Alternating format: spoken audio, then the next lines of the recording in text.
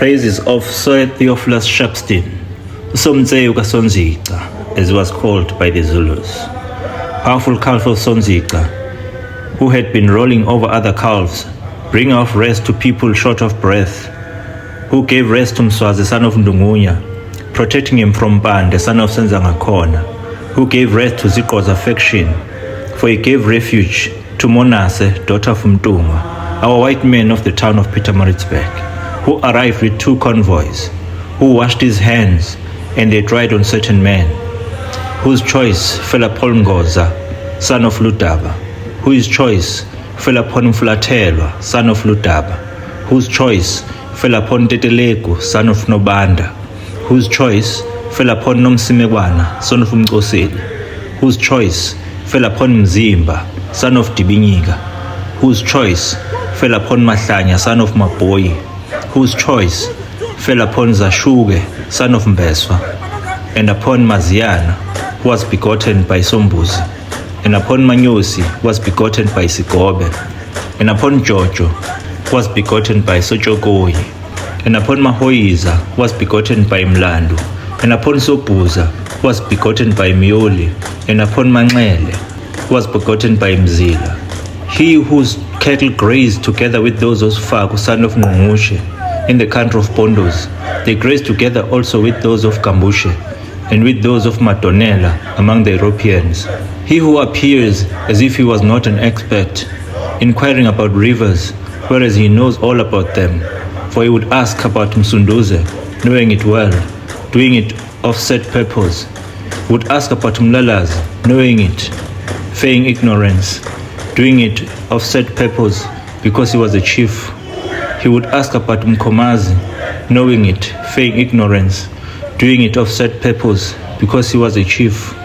He would ask about Mzimkulu, knowing it, feigning ignorance, doing it of set purpose, because he was a chief. Great peacemaker, he who made peace on behalf of Mshukangubo, of the Memela clan. He bathes in a crocodile pool, and the crocodile does not harm him.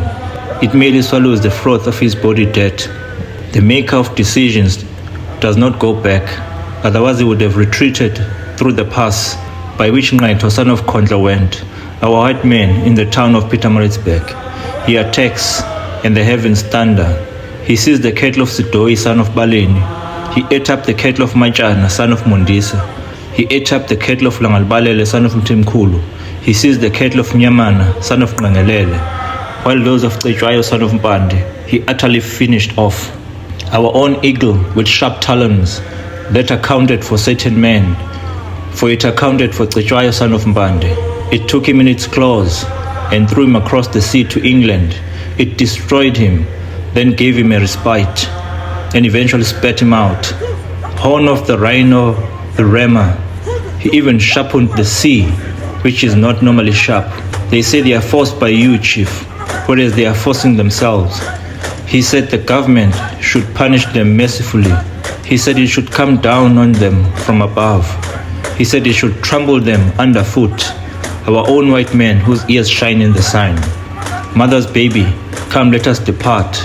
You who govern many, who are entitled to the royal salute. He who arrived with a colored commando, which was commanded by Maya of the Mangwaneni clan. He who was praised by Bidla, son of Ngonyama. Then Dumisa, son of Mvenya, praised him. Then Foto, son of Nombewu. Then Bazwana, son of Nondaba. Then Siengele, son of Zihlandlo. Then Kiko, son of Nonzinga.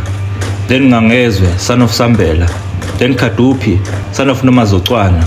Then Ngoza, son of Ludaba. He said, I appoint you as my headman. Then Lugaju, son of Matomela, praised him. Then Pagate, son of Macingwane. Then Zikali, son of Matiwane.